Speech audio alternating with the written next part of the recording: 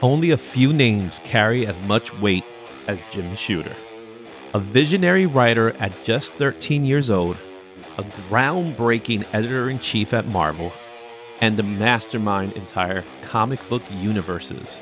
We're exploring his most iconic works, their key significance, and how they've stood the test of time in the collector's market. From Legion of Superheroes to Secret Wars to Valiant and beyond. We're breaking down the books that shaped the industry and the value they hold to. Let's take a closer look at the legacy of Jim Shooter.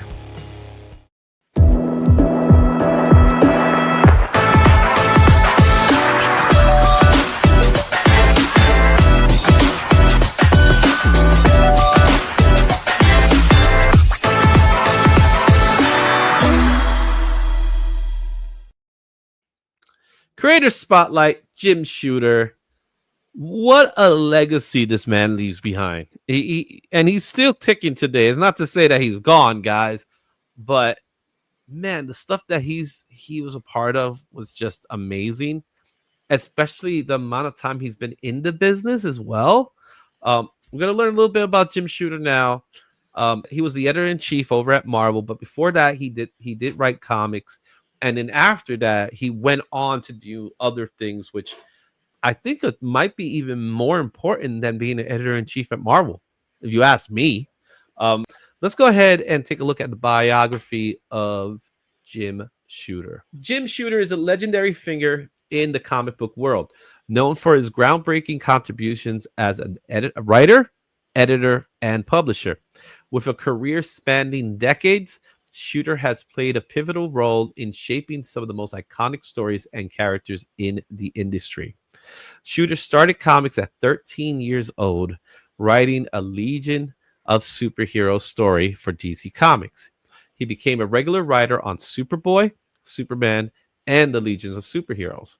In 1978, Jim Shooter became editor-in-chief of Marvel Comics, where he introduced royalties and incentive programs that attract top creators. During his tenure, Marvel launched major storylines like Secret Wars, which introduced the black-suited Spider-Man, later known as Venom. After Marvel, Shooter founded Valiant Comics, creating hit titles such as Harbinger, X-O Manowar, and Bloodshot. He later launched Defiant and Broadway Comics, continuing to build a new career, new characters, and universes. Shooter serves as editor-in-chief of Illustrated Media, a custom comics company. His contributions have left an enduring mark on the industry, inspiring generations and creators and fans alike. To learn more, you could go to jimshooter.com. He has his own little blog, and he does have multiple social media accounts where you can see some of his work. One of the cool things about his website is that you have access to some of the scripts that he's written. Now that you've looked at this list, you had some time to look at this list. How do you feel about what he's left behind so far? I was really surprised, actually, that there was so much DC stuff at the start of his career, which was really interesting to me because I didn't know a lot about his stuff before his Marvel time. So that was kind of neat to see. Mm-hmm. Yeah, his DC stuff really was the start of his career. So he got recognized in DC, not at Marvel. He moved to Marvel and then became editor-in-chief really at a really young age, because if he started comics at 13, you're talking about him being an editor-in-chief probably in his early 20s. That's crazy to hear. Yeah. You know what I mean? So let's take a look at his first work, and that is Adventure Comics 346. This book came out in 1966 for DC Comics. The high sale of this book is $2,880, and that was at a 9.6 that happened back in April of 2022. The last sale of this book was $15 at a very good, and that was in January 30th. The raw is going for about $23, and graded copies are going for $228 at an 8.0. This is his first written work in comics, revealed in the letters page of Adventures Comics 349 that One of Us is a Traitor was written by a 14-year-old Jim Shooter, who actually started at 13. So he's hired at 13. This is also the first appearance of very popular Legionnaires: Pharaoh Lad, Karate Kid, Princess Projectra, Warlord Garlock, and the Nemesis Kid. Um, he had a big stance when it comes to the Legion of Superheroes. Um, and I know they were very popular for its time. I was never big on the Legion of Superheroes myself, but they have a following. They definitely have a following, and he was a big part of that. Yeah, my really good friend that got me into comics when I was about 13 or 14, he read the newer Legion of Superheroes, and inside they have language that is written that you could have all the codes for the words, and we used to write back and forth to each other in that code language. I still have some of the stuff, and I don't understand any of it. Our next book here is Action Comics 340. This came out in 1966 for DC Comics. A high sale of this book went for $3,495 in December 2024. The last sale of this book was $21 at a very good. However, Raws are going for about $47 at very good. 8.5s are gunning $453. And yes, it was Jim Shooter who gave us Parasite. And this is the first appearance of Parasite. There is some interior double page pinup of Superman. And like Batman 181, this copy has a centerfold newsprint pinup that is often missing. So when you buy a raw copy, remember to double check for it and ask the seller if it's intact.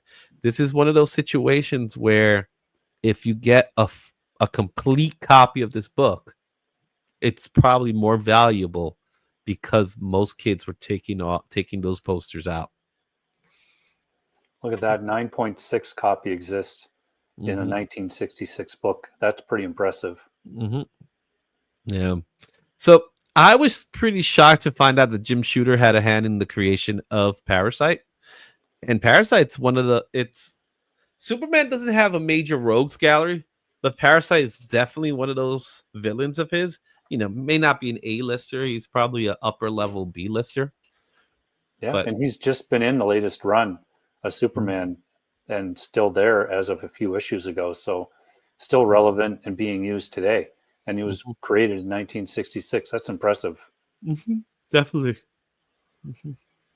All right, let's take a look at our next book, and that is Adventure Comics 352. This book came out in 1967 for DC Comics. The high sale of this book was $821, and that was in May of 2014 at a 9.6. Last sale of this book was $7 at a fine, and that was in January. The book goes for about $16, very good, while a 9.2 goes for $576. This is the first team appearance of the Fatal Five, which includes Emerald Empress, Mano, the Persuader, Validus, those names are crazy, and Thanrock. The Legion of Superheroes, you never really hear much about their villains, but the Fatal Five, they're kind of a big deal. They even made an animated series with them in it. How familiar are you with the Legion of Superheroes? I don't think I've asked you that question. I know we danced around it. You know what? I haven't read them in a long time, but again, my buddy, he first got. I was reading the Titans, and he was reading Legion of Superheroes. So we would switch, and I'd read them, but I haven't kept up with it. I did read the whole run, but it was just 30 years ago now. Yeah, and with Legion of Superheroes, I think what's important to note is because they're based in the future in the 30th century, if I remember correctly, there is some lasting effects of what they know. Because when they come to present day Earth, because usually that's how it happens with them, right? They come to present day Earth and they're trying to either stop something or they're getting historic data, whatever it is, right? You get the sense of their world, which is really cool because it's kind of almost like a utopian society as opposed to other future stories where it's always a dystopian society. Yeah. So there's some fun with the Legion of Superheroes, but they were very popular in the 60s. Very popular. Okay, let's take a look at our next book in our list, and that is Superman 199. This book came out in 1967 for DC. A high sale of this book goes for $19,750, and that was in September of 2016. The last sale of this book was $63 at a very good, and that was just a couple of days ago. Very good also is the Raw for $107. You could get a very good copy. 9.8 goes 9.8 $98 for 5.0 for graded copy. This is the first battle of Superman and Flash in a race. Spoiler alert, it ends in a tie. I love the cover. I love all the things about the cover, but I really love that Batman is like rooting for the Flash. I was thinking the same thing when I saw it. I was like, man, Jim, you don't want Batman to like Superman like that? Okay. Just showed their early relationship early on, which, had its ups and downs, but I love Batman and Superman together. So here's something that I'm starting to take a note of when it comes to Jim Shooter's early work. It feels like they gave this work because he was 14, 13. You know what I mean? Because these are the conversations we had when we were kids. Yeah. So he managed to do it, right? What makes me laugh about this is it has to end in a tie. We couldn't have a definitive winner. No. Why?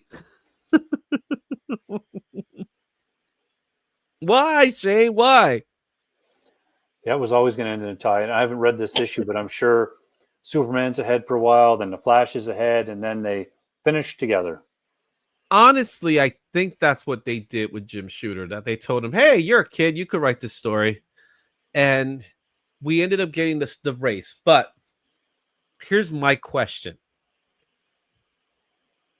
Shouldn't Flash be the one that wins this race? I think so. Because he's known to be the fastest man alive. But they couldn't let Superman be second fiddle to Flash. Like 1967, you couldn't make the Flash faster than Superman because that would depower Superman in some way. So it's funny that whole train of thought. You've got Jim Shooter writing, and he's a kid. So maybe DC says, oh, well, he's a kid. He knows what kids are going to want to read. And so his idea is, I'm going to write what people want to see. And a lot of times now the writers are, I'm going to write what I want them to see. Mm-hmm. Yeah. There's a lot of that going on. But I would love to hear this conversation with Jim, like have this question with Jim, like, hey, Jim, when you wrote that story, was your intention was to have Flash win or to be a tie, or was it always the part of the plan to be a tie? You know what I mean? Yeah. Or was he told it had to be a tie? Yeah, exactly. Maybe he was told. Let's go to our next book in our list, and that is Captain Action #1. This came out in 1967 for DC Comics. A high sale at a 9.8 is $384, and that happened back in 2022. The last sale of this book was $23 at a very fine. A raw goes for about $8 at a very good, and the graded copy at a 9.2 sells for about $135. This is the origin of Captain Action. The origin of Captain Action. Captain Action was created in the 1960s as a response to the popularity of action figures and superheroes. The character was designed to appeal to children and was marketed alongside a line of action figures. So this character, Captain Action, I'm very familiar with this logo and even the name, and I do recall the toy line. I'm not old enough to go back to the 60s, but I'm familiar with it. And how familiar are you with Captain Action? Never heard of it. So I don't even remember seeing the logo at all. So I've never heard of this one. Yeah, it was a toy line. I don't know how successful it really was. Obviously, the comic book wasn't successful because you could get a 9.8 for $380. That's interesting. You Yeah, know, I'm not quite sure what's happening with Superman's face on that cover. he still has his toys out there. They still exist, but I don't know. It's just weird to me. But hey, they did it. They did that. They made toys out of this character, and I don't think it was as successful as they thought it was going to be. So moving on to our next one. Super Villain Team Up 3. This book came out in 1975 for Marvel Comics. A high sale of this book is $300 at 9.8, and that was in October of 2023. The last sale of this book was $10, and that was at a no grade. The raws are going for $7 and a fine. 9.8s are going for about $276. This is Jim Shooter's first published Marvel comic. I just saw this book pop up somewhere else randomly as well, which is very strange. But this is another one I'd try to find. I would look for this one because it's just cool, supervillain team up. It's not that crazy expensive either. So yeah. Now, do you consider Submariner to be a super villain? not really, no. He's more like an anti-hero or something like that. So I guess before, anti-heroes became a thing in the 80s, so in the 70s they weren't anything.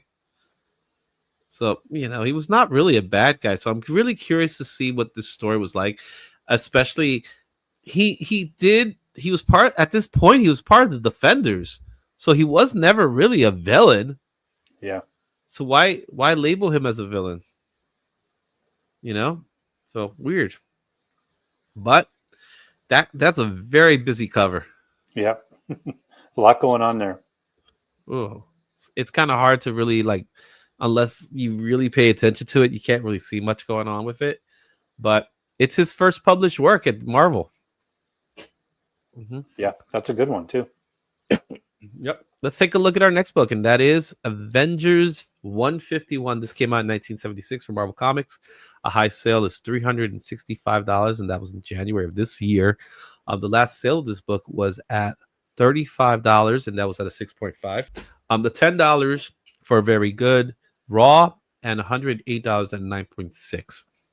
The key significance: this is the first written work by Jim Shooter that features the Avengers. He will go on to write Avengers more later in his career, but this is his first Avenger run. I read a lot of these when I was just recently, because I was going through the Avengers book looking for something that had to do with Beast for a video. And I had no idea that they were written by, what would he be at this point? Probably 24, 23, something like that. Yeah, he'll be somewhere along those lines. He's 23 or something like that.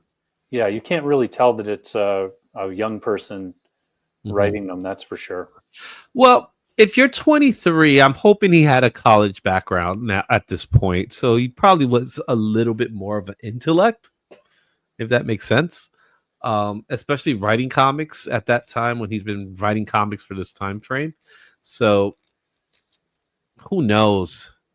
You know what I mean? Who knows? But he does get to a point. One of the things about his Avenger run that we're going to look at is that he has some very controversial stories, which you gotta question. What were you thinking? Yeah, with some of these stories. So this is kind of the start of it all, and one of the things you're going to see with his run is that it does feature a lot of the secondary Avengers. So even though we do have Cap, Iron Man, Thor in it, but we start seeing more of the other Avengers take center stage in his book. So really good stuff coming up. Let's take a look at our next book here. Speaking of Avengers 158. This book came out in 1977 from Marvel Comics. High sale went for $1,100 at 9.8, and that was in November of 2022. The last sale of this book was $11, and that was at a no grade. The raws are going for $10, very fine. Fine, not very fine. And graded copies $51 at a 9.4. This is the first appearance and origin of Graviton. It also features a battle of Wonder Man versus Vision. This book, I think, there may be some spec potential with this book because we are going to get a Wonder Man TV series, and we do know about Vision. And how familiar, since you said you've been reading these, how familiar you are with the love triangle between Wonder Man, Vision, and Scarlet Witch? Yeah, I did notice that in these books. I think I read up to into the 160s, just like flipping through them pretty quick. But it's interesting that he wrote this, you know, being so young, really, to have the love triangle in it, and there's going to be more of that later. Mm-hmm. Yeah, the love triangle is interesting because is it Vision? Doesn't he have the memories of Wonder Man? If I'm not mistaken, I or something believe like so. that. Yeah, Yeah. So in the comic book, Vision and Wonder Man have this connection to Scarlet Witch, where Wonder Man's mind ends up being part of Vision or something like that. Um, and so that's where it gets weird, yeah, and that's not the weirdest thing he's done, no, but it does get weird, and I'm just curious to see how the bullpen was gravitating towards that. Here's a guy that's very soon to be the editor in chief because he's not that far off from becoming the editor in chief. So this is the guy who's going to be the boss. Do you know what I'm saying? And he's coming up with these crazy ideas during that time. Wasn't your typical, good guy fighting bad guy. He was doing layered stories that were just odd, you know? yeah, yeah, for sure. Mhm. Let's take a look at our next one, and that is Avengers 162. This came out in 1977 from Marvel Comics. $800 and 9.8 was the high sale that sold in March of 2023. The last sale of this book was $14 at a very good. The Raws are going for about $14 fine. 9.8 goes for about $162. This features the first appearance of Jocasta, who was created by Ultron as a companion. So we're getting on to the weird. Yeah, a So lot of Ultron needed a companion, a a lot of robot. robot stuff we're finding in the Avengers. A lot of robot stuff. Mhm.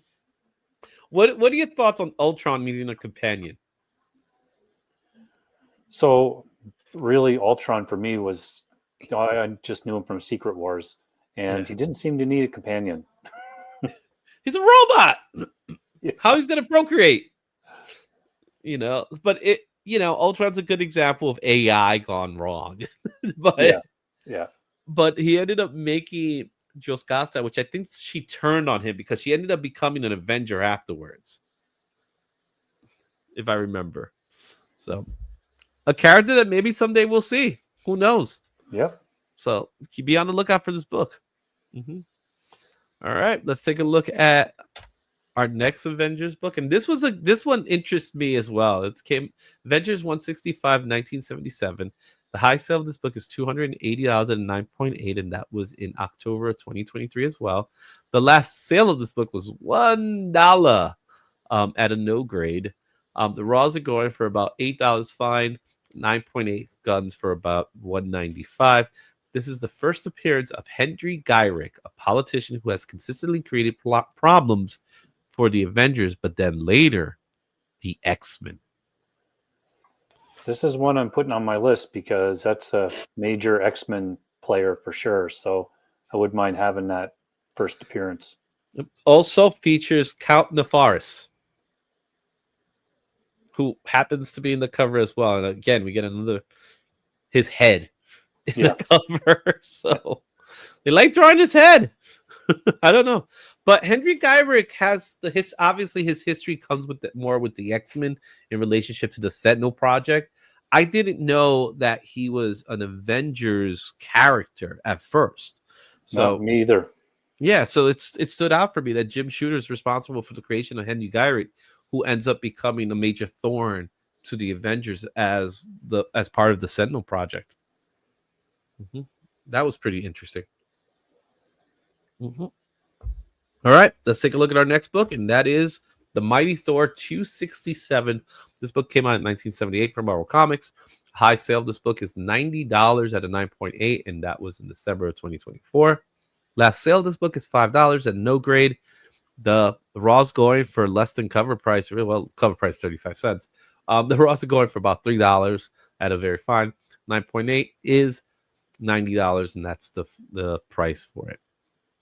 This is the first book where he gets the title editor in chief at Marvel Comics. That's cool. I love like searching out stuff like this, like first appearances, like first things like that with artists and Yeah. all that. I wonder if he had to look back, what he would call his greatest thing that he oversaw as editor in chief or Yeah. implemented.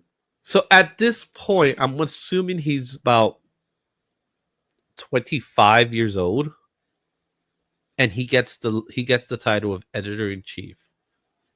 Could you imagine the people that are working at Marvel Comics and how they feel about it? Yeah. Well, I know that there was a lot of animosity from some people during parts of his time there for sure. Yeah, but a lot of it had to do with him. Many people called him a dictator. So he was not easy to deal with. Was it his ego being the 25-year-old, getting pretty much being the main man in the bullpen? Could that have caused it, where his head just blew up? You know what I mean? All those things Yeah. that come into play. Let's take a look at our next book here, and that is Avengers 167. So we're going back to the Avengers. This book came out in 1978 from Marvel Comics. High sale of this book was $312 and 9.8. That was in January of 2022. The last sale of this book was at $15 at a fine. That is also the fair market value at a fine for a floppy. And a 9.8 goes for $259. This is the first meeting of the Avengers and the original OG Guardians of the Galaxy. This also features the first appearance of Karina Tavan, the daughter of the Collector. And it's also the debut of Wonder Man without a costume, and he's wearing his red coat. That coat, man. Yeah. Yeah, this is a surprise, this one, that I didn't hear about this sooner with all the Guardians movies, even though it's not the same type of characters, but just it's right there on the title. So, Yeah, I think that's probably what's hurting the book, that it's not the Guardians of the Galaxy that people know and love. So no Star-Lord, no Rocket Raccoon or anything like that. This is the original Guardians of the Galaxy, which they get some screen time in the second movie, but not as much as you would like. And you don't really get to see them in the third part as well, which is kind of a mishap, I think. But this is cool. They finally get to meet. And at this time, Jim Shooter is going to more of a cosmic realm with the Avengers, which I personally like. I'm a big fan of the Kree Skull War. I think that was pretty cool. But here's one, and we got Beast as well in the Avengers at this time. Yeah. Let's take a look at our next book, and that is Captain America 232. This book came out in 1979 from Marvel Comics.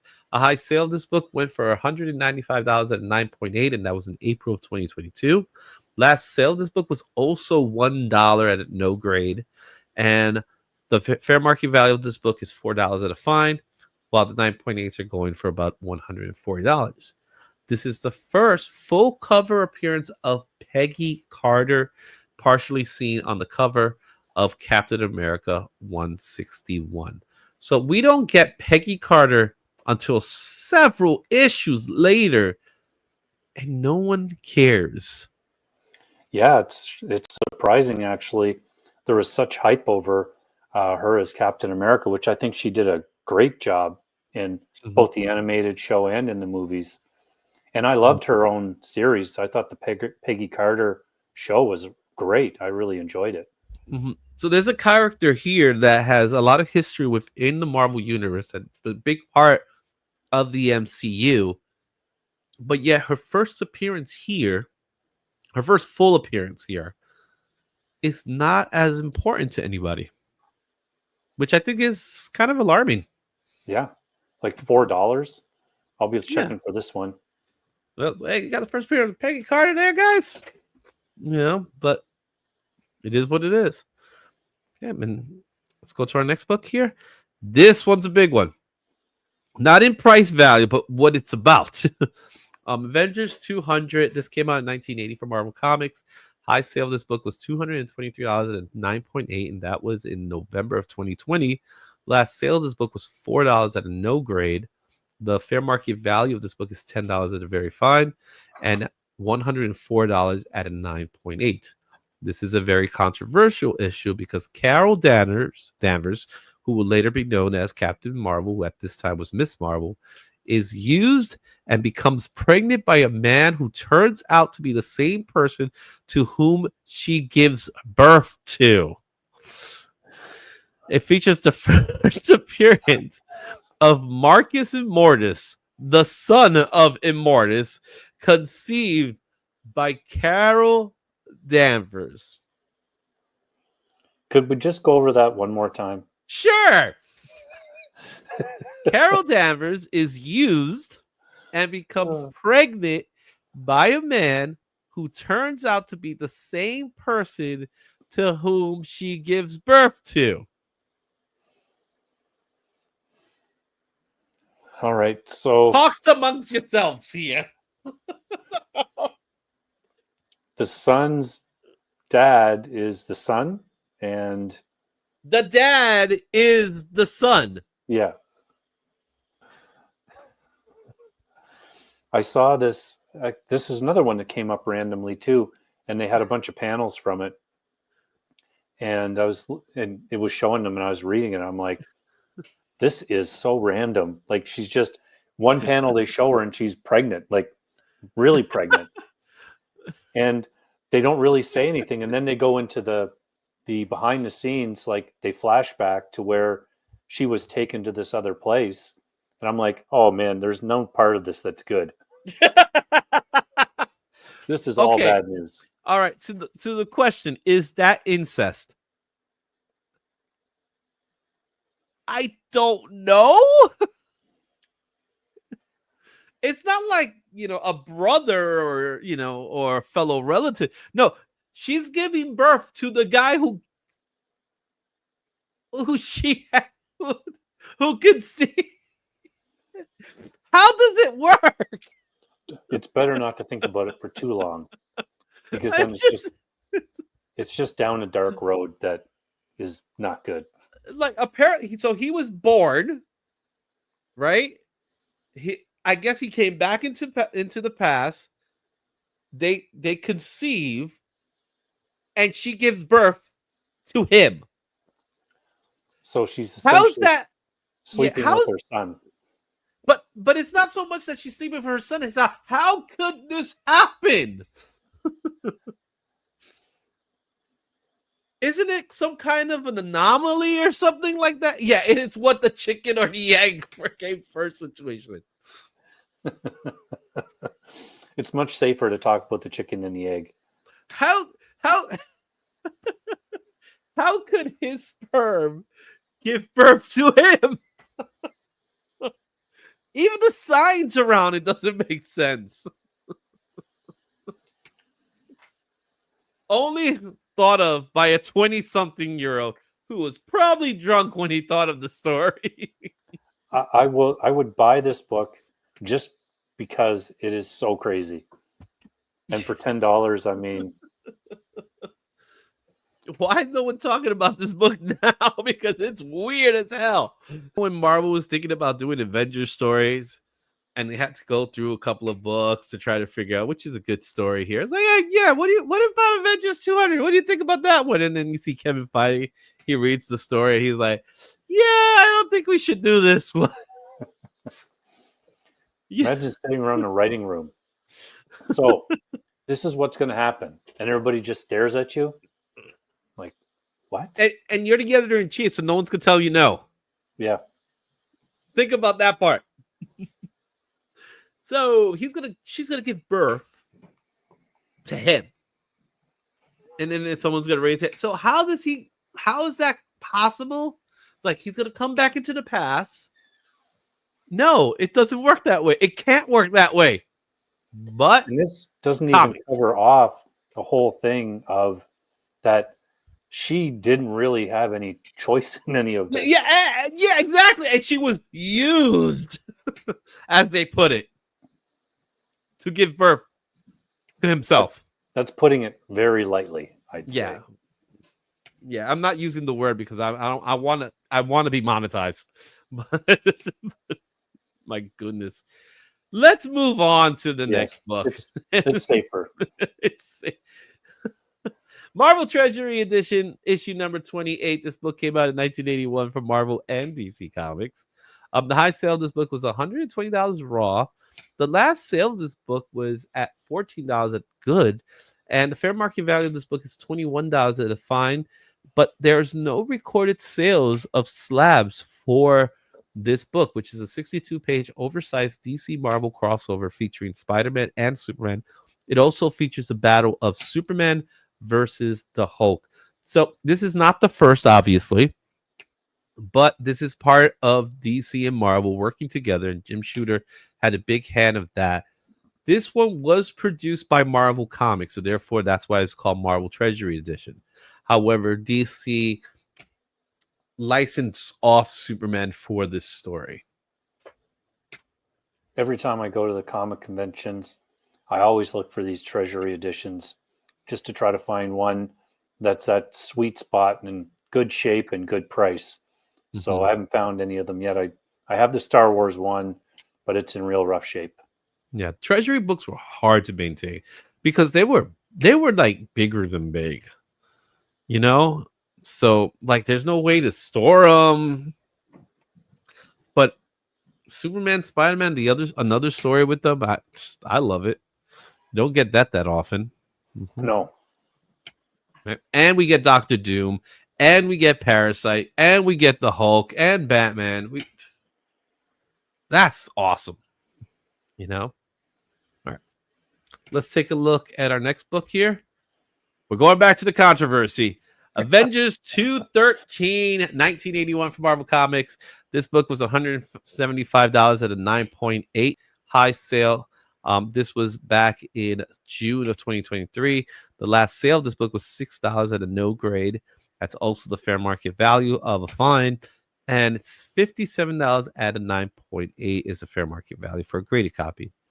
This is a controversial issue featuring Hank Pym, aka Late Yellow Jacket, is suspended from the Avengers after physically assaulting his wife, Janet, aka the Wasp. Signs of a character shift begin in Avengers 2:12, which is the previous issue, where Hank destroys one of Janet's costumes.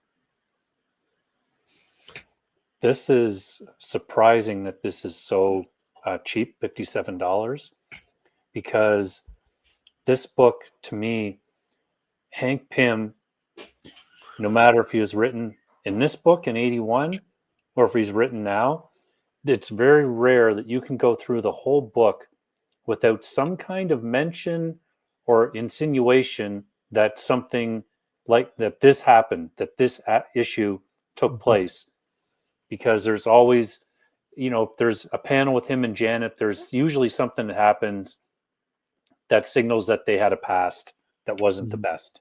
Yeah, and we also get signs of his darker self in the movie, even though they'll never go that route. You hire Michael Douglas to play the character of Hank Pym, and you could tell he has a furious, he has a temper. And what we don't know in the MCU is that temper leads to abuse, physical abuse. And in this particular instance with Janet, I'm a little shocked. I'll be honest. I'm a little shocked they never really touched it in the MCU because of the topic. It is a tough topic, but the fact that they never even brought it up kind of is weird to me somehow. Maybe because they don't want to go there with this. They don't want to have to explain it. But it is something that is layered. It's controversial, yes. Not as controversial as the previous one, of course. But this is more in lines to comic books are getting real, and they're starting to feel real. He has a temper, and he's an abusive husband, and he's also a superhero. So I think part of the controversy is that he got suspended. Yeah. You know what I mean? Like, no, you're kicked out permanently. You know, you get what I'm saying? So Oh it yeah, was for sure. interesting. It was interesting that that subject matter was being taught was being part of it in this series. I happen to have 2 copies of this book. So it's a book every time I see it, I pick it up because it's a striking cover. It's one that just stands out in my head. Like, I got to pick this up. You know what I mean? Yeah. Mm-hmm. All right, let's take a look at our next book here, and that is the official Marvel Comics tryout book #1. This came out in 1983 for Marvel Comics. A high sale of this book was raw at $65, and that was December 2021. $20 at no grade was the last sold. This book has a fair market value of $17 at a very fine, and there are no recorded slabs of this book. This is an oversized publication of unfinished comic book templates intended to educate and encourage fledgling creators to not only learn about making comics, but also submitting original work, including scripts, pencils, inks, colors, and letterers. Legendary Spider-Man artist Mark Bagley was discovered through his entry into this contest, and it was written by Jim Shooter. Yeah, I remember the ads for this being in the comics back then, that you could pick up this book. And I remember hearing that about Bagley, and who knows who else. I'm sure there's other people as well. Yeah, there was a few other names, but Bagley is the biggest name out of the list. I remembered this as a kid, and I always thought it was so cool. I couldn't, as a kid, I didn't have the money to buy it because at that time the book was like $13. It's Yeah. an expensive. It's an expensive book for its time. But it was just a cool book to see. There really are no graded copies because it is large. I believe it's the size of an actual comic book page. So 11 by 17 is the size. So that's not slabbable at all. But it's cool to hear the history of it, and how this particular book kind of led the way to other books that will follow from Marvel's How to Draw Comics and things like that. Yeah. The famous one by Stan Lee that he did a few years later. But this one was more on the lines of, this is how you actually get into the business, and this is the things we need to do. And it's cool that we found, that's how Mark Bagley got found. So that's a cool story for Mark. Oh yeah, for sure. All right, next book here is the Saga of Crystar, Crystal Warrior #1. This book came out in 1983 for Marvel Comics. A high sale of this book went for $255 at a 9.8. That was in October of 2023. The last sale of this book was $7 near mint. The fair market value at a fine is $9. 9.8 goes for about $190. This features the first appearance of Crystar, the Crystal Warrior. It's also the first appearance of the Galaxy Royal Guard, Koth, Warbow, Calabar, and Starlack. The first appearance of Ogeod, who later dies and is resurrected as Ogeod, the cat beast. What the fudge is this? This must have been either it turned into a TV show or it was a TV show before. I'm not sure, but it was sure meant sounds to like become a it. licensed property, but I don't think it went anywhere. Yeah. Yeah. I saw this and I laughed. I just laughed because it is, just look at this cover, man. It's trying to be Masters of the Universe. You know, that's what I'm Yeah. seeing here. But it's not. You know what I mean? So if you got it, cool. I'm sure you can pick this up in a dollar bin somewhere. Yeah. Let's go with the big boys now. Marvel Superhero Secret Wars #1. This came out in 1984 for Marvel Comics. High sale is at $1,092 at 9.8, and that was in November of 2018. Last sale of this book was $48 at a no grade. The fair market value of this book is $25 at very fine, while 9.8s are going for about $221. This is the first cameo appearance of the Beyonder as a white light and a voice. But it's also, more importantly, it's the first line-wide crossover event series. Contest of Champions is the first crossover event, but was self-contained within the series. So last time we talked about this book was when we were talking about Mike Zack, in which Mike Zack does the pencils for this book while Jim Shooter does the writing. And we did mention that this was the first crossover event for Marvel, when in fact Contest of Champions was indeed the first crossover event. Someone corrected me in the during the comments, and that's fine. That's what we encourage you to leave your comments if we have any errors, and that's perfectly fine by me. But Contest of Champions was the first book. It's all within its story, and it doesn't have any weight to it. Secret Wars had weight, as in it was a crossover event that included tie-ins. When it was all said and done, everything went back to status quo. But here, it was part of that toy line series that they really wanted to promote. And Secret Wars was a huge success. Yeah, this book was massive for me. I was off in my own little world of Spider-Man for Marvel books anyway. And this book came out and it kind of opened my eyes to the X-Men and all the other heroes and villains too. I loved Doom in this. Everybody was so well written. Galacticus, awesome interplay between Reed and Galactus and Doom and Galactus. Like, just, I hope they bring that type of writing and attitude to the movie, where he's not super talky and all that stuff. More like the Fantastic Four or Nats, and he doesn't need to worry about them at all type of thing is what I want to see. But yeah, I love these books. I have 1, 2, 3, 4 versions of this, I think, of the whole thing. Yeah. And, keep your eye out for the purple Galactus era version, fairly prevalent in the Canadian price variant ones. Cool. One thing about Secret Wars that was interesting, and this goes to talk a little bit about Jim Shooter and his role as editor-in-chief, was he was not afraid to try new things. I think that's kind of what he brought to the table, where I didn't mention it, but he was responsible for Dazzler as well. Now it came in a little late, but it was something, and we're gonna talk about it within the next book here, how influential he was in just changing the status quo, where comic books really stood where they were in their lane, really. And in Marvel Comics specifically, they did talk about subject matters that were hard to deal with, like drugs in the 70s. But we see here through his work that he's dealing with abuse.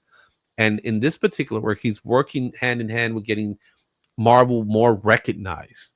At this time, Marvel was becoming more and more recognized to the public eye, because they were a fixture in the Macy's Day Parade. And it wasn't just about Spider-Man, but what Spider-Man was bringing through Spider-Man, we were bringing the X-Men, we were bringing the other Avengers, and we're starting to see them more so with cartoon series and things like that, because Stan Lee went to Hollywood, left Jim Shooter in charge while he was in Hollywood doing his thing with Marvel Entertainment. So we got to see a lot of that stuff happen, and then the creation of Star Comics, and then we'll see another brand that he was a big part of. But this, to me, is awesome. I love this cover. And another cover I love is number 8, 1984 from Marvel Comics. A high sale at a 9.9 went for $16,800. And surprisingly, that was on 9/9/21. Wow. The last sale of this book was $421 and 9.8, and that was in January. The fair market value of this book is $173 at a very fine for a raw, while 9.8s are going for about $440. This features the origin of the black symbiote costume that later bonds with Eddie Brock to become Venom. This is not the first appearance of the black costume, but it is noted to be the most important appearance of the black costume. Again, reading this for the first time, just amazing. like seeing that black costume, because you never really thought of it. You know, he had the regular costume, and that's what he had for pretty much the whole time before that. And then had the black one, and it was like, wow, that is so cool. It was definitely striking, and what I really like about the black costume is you still know it's Spider-Man. Yeah. You know what I mean? It's like it's still Spider-Man. When they first heard about when people first heard about the black costume, people did not like it. And then we get the debut of the costume, and this story happens a few months later, from what I remember. A few months later, we get this story in which this one's more praised than the actual first appearance of the black costume, because we then start learning what this costume really is. I mentioned earlier that there wasn't that many lasting effects with Secret Wars, and it's true. They went back to status quo, all with the exception of Spider-Man, who kept the costume. And then we end up getting the story that will eventually become Venom. So kudos on Jim Shooter and his team for making this happen. Yep. And all the costume was $200. There you go. All right. Let's take a look at our next book. Secret Wars #2, #1. This came out a year later in 1985 from Marvel Comics. The high sale of this book is $220 at 9.8, and that was in August of 2021. The last sale of this book was $2 at a no grade. Fair market value of this book is $7 at very fine. 9.8s go for about $94. This is the first appearance of Thundersword, an avatar to the Beyonder, and the first appearance of the Beyonder in physical form as an amalgamated form of multiple heroes. With all the success of Secret Wars, it makes sense to make Secret Wars #2. However, it wasn't as good. No. And I have this series, but I'm missing a couple issues, so I have to go back and read the whole thing. But you're right. Like, it just was not on the radar as much as the first series, for sure. So I think this was the cash cow approach, right? Let's milk it for what it's worth. It just didn't land. It just did it. It first of all, it came way too soon. So we're talking about a year later, we're going to get this crossover event, which, if guys at Marvel, DC, if you're listening, cool down with the crossover events. Crossover events are meant to mean something. They don't need to happen every 3 months. You know, and this is a good example of you saw success in one area and then you decided to do it again, and you know, you just don't. It doesn't happen the second time. You can't strike lightning in the bottle like that. So, yeah, it's there. It exists. Like, I don't even remember this cover. I remember other covers, but I don't even remember this one. Yeah, this one I remember. There's the covers aren't bad, but it's just, you're right, the story didn't land. Mm-hmm. All right, let's go over our next book. And why is it a secret? Our next book is Star Brand #1. This came out in 1985 from Marvel Comics. A high sale of this book was at $220 at a 9.8, and that was in July of 2024. Last sale of this book was $2 at a fine. This book that was in February. Fair market value is $3 at a fine, $200 for 9.8. This features the first appearance of Starbrand, a mechanic who's given a powerful alien artifact. More importantly, this is the start of the new universe that was an imprint by Marvel that introduced new superpower characters in a more realistic universe. Do you remember the new universe? I do, and I remember seeing the books everywhere because it just wasn't a big hit around where I was that I remember. These books seemed to be easy to find. Mm-hmm. I do recall the new universe in the 80s, and I do remember not a single one of them landed. We didn't know what it was meant to be, I think. And that's part of the problem they had, where when you look at it in paper, it looks like, oh yeah, let's make superheroes in a real world environment. Okay. isn't that what Marvel technically is already? Yeah, we're already in New York. Exactly. So what are you trying to tell me by making these characters and then really they're 80 they look like 80s characters. They look like they were meant by the 80s time period. So none of them really stood out. But one thing Jim Shooter always had was he always had a mind for creating new universes. And this was one of them. And it just, yeah, I don't know. I can't tell you a single person that absolutely loves New Universe. Hey, if you want to try to find books that are easy to find and collectible, you could become a New Universe fan. Maybe I'll do an article on that one day. Who knows? You know what I'm saying, and see if there's actually value in any of these books. I know there's one that may have a little uptick in value, but none. They're all dollar bin books, all of them. I think they even tried relaunching it at one time. It went nowhere. Okay, let's go to our next one. And speaking of new universes, well, is it really new? We'll talk about it now. Magus Robot Fighter #1. This came out in 1991 for Valiant Comics. A high sale of this book was $215 at a 9.8, and that was in March of 2023. The last sale of this book was $15 at a no grade. Fair market value of this book is $8 at a very fine, and the 9.8s are going for $94. This is the start of Valiant Comics, and it begins with Magus Robot Fighter, formerly a property of Gokey. That is also the first published Valiant Universe title. Keep in mind, it's not the very first Valiant title that goes to the Nintendo comics, but this is a new universe created by Jim Shooter that was very successful in the 90s, and it's still out there today. What can you tell me about Magus Robot Fighter? I remember seeing these books when they came out. I don't think I own any, but I can see there being a time in the future that people really start to hunt down these Valiant comics, just because it's kind of a contained thing. There's only so many of them right now, Mm-hmm. and they're probably fairly easy to come across. Mm-hmm.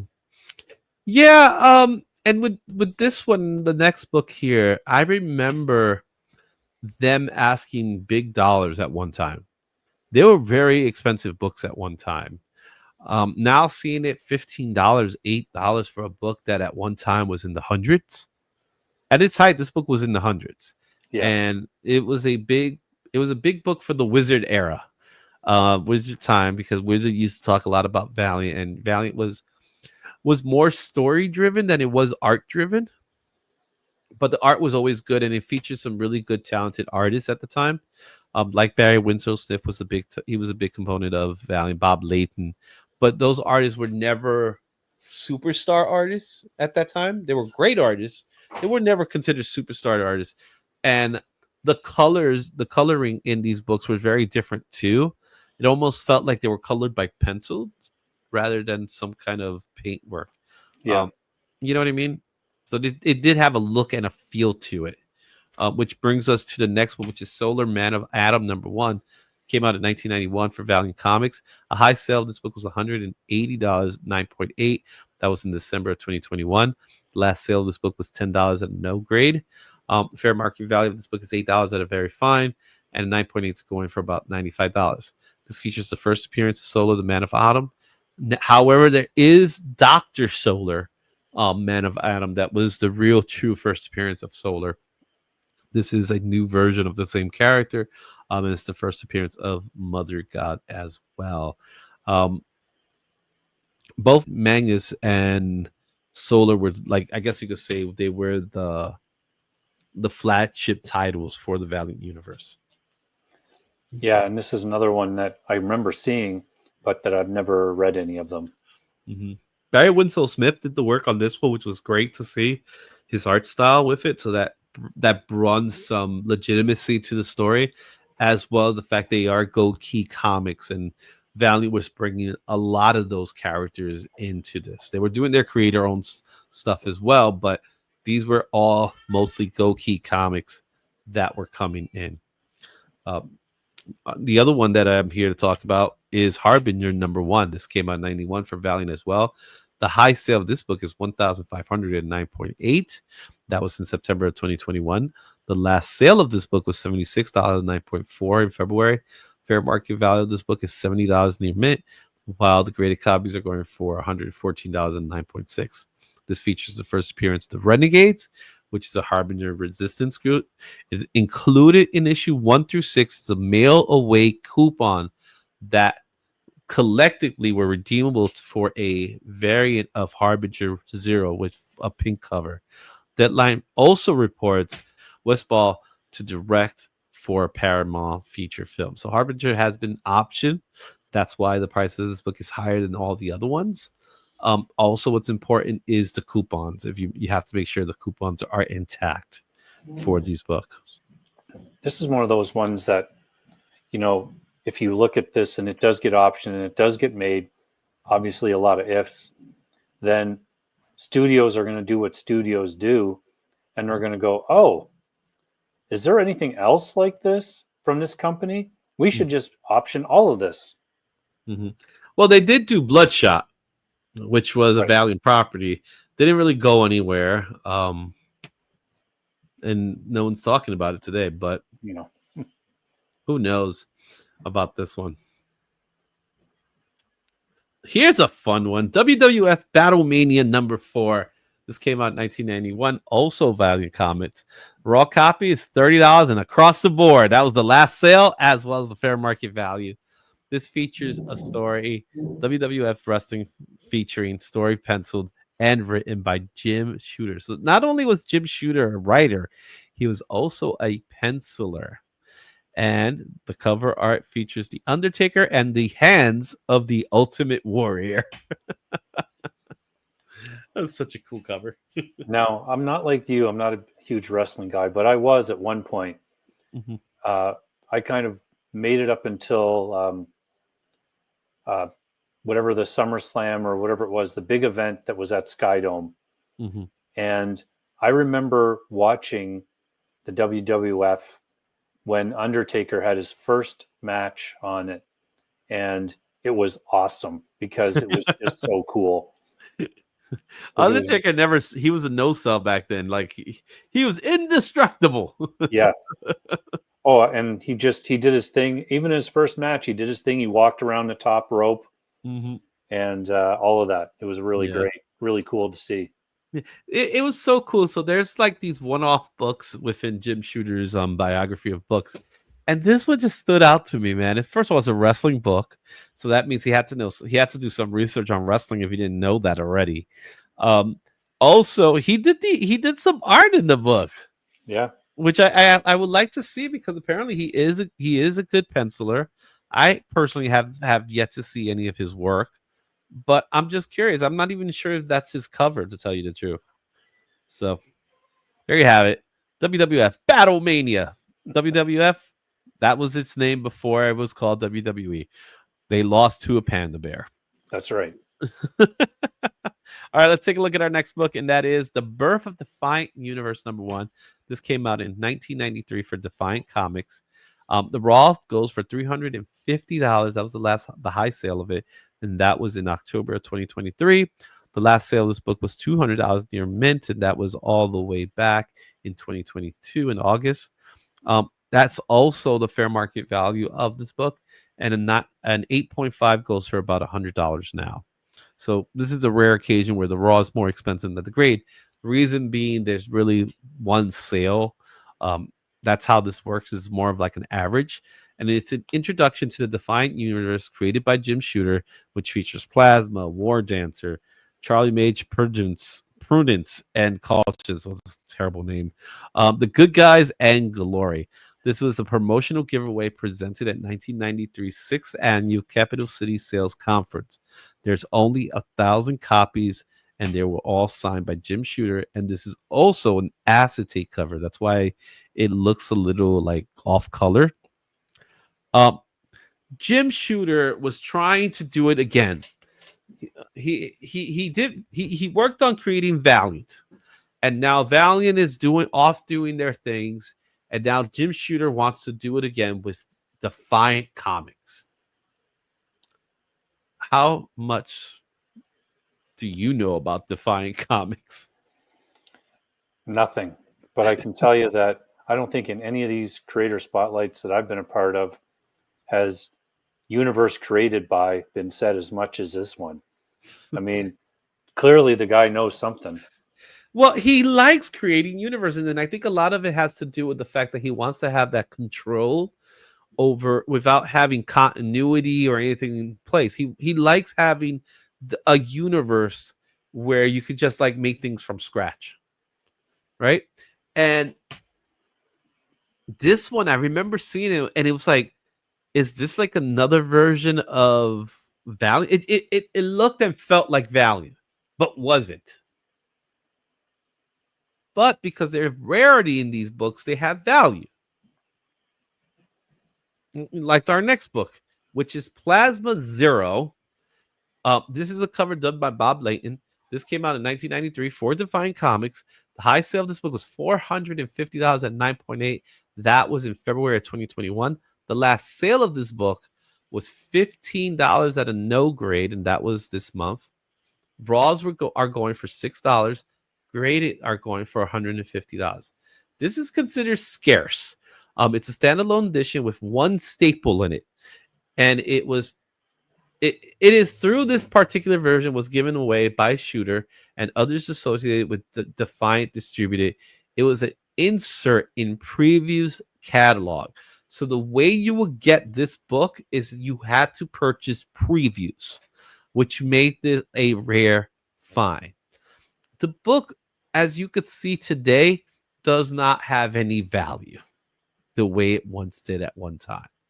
But it has its place in history as being a very scarce book that's had value, but no longer has value today.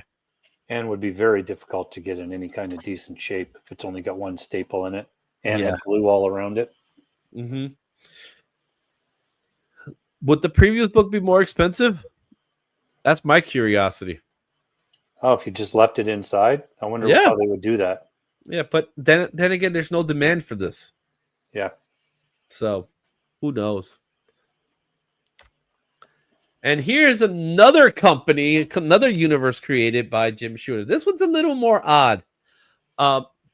Powers That Be #1. This came out in 1995 for Broadway Comics. A high sale of this book was $89 at 9.8, and that was in January of last year. Last sale of this book was $2 in near mint, and that was this year. The fair market value of this book is $3 at a very fine. 9.8 goes for about $89. It's really the same book. So Jim Shooter founded Broadway Comics, which was an offshoot of Broadway Video, the production company that produces Saturday Night Live. That's hilarious. And this is another one I had never heard of. So interesting. $2 you can get it for. So when I first heard of Broadway Comics and I saw that logo, I knew it was SNL related. And then I said, if this is an SNL related title, why is it none of this has anything to do with SNL? Like, why even call it Broadway Comics? Like, what, how did this happen? You know, again, it's a new universe. Again, 2 years later, after the fight, he now creates another universe. And he just keeps doing it. Running out of names. But did he find a way to get a hold of the people from Broadway and say, hey, I got this really cool idea of a comic book series based on your comics, or based on your TV series SNL, but then we don't do anything with it. Yeah. You know what I mean? I'm trying to see the pitch here. I don't know if there is one. He seemed to get whatever he wanted by the sounds of it. Yeah. So, it's so weird to me. finally, we leave you off with Legions of Superheroes 37. This came out in 2007 for DC Comics. High sale of this book is $4 raw, and that was in March of 2022. The last sale of this book was $3 at a very good. Fair market value of this book is $3, and there are no recorded slabs. The key significance: Jim Shooter returns to Legion of Superheroes after a 40-year hiatus. I have this book, and it's a book.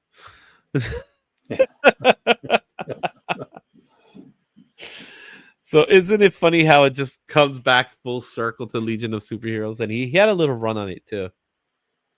Yeah, it's amazing. I mean, and even Legion of Superheroes, he really created another universe within a universe with those characters, because they were all from the future, which he created. So yeah, exactly. So there you have it, guys. Jim Shooter. Look at that thug look he got going on there. He's like a thug. Saying, yeah, that's right. I made these comics. What are your thoughts on this creator spotlight? Let me know in your comments. Tell me which books you have, or is there a book that I missed out on? Jim Shooter has a huge legacy of comic books. He started at the age of 13, and look at him now. Still doing it, still doing his thing in comic books. You could catch him in conventions. Good guy to talk to. He's such a brain for the industry. He's seen it all. Thanks so much for watching this one.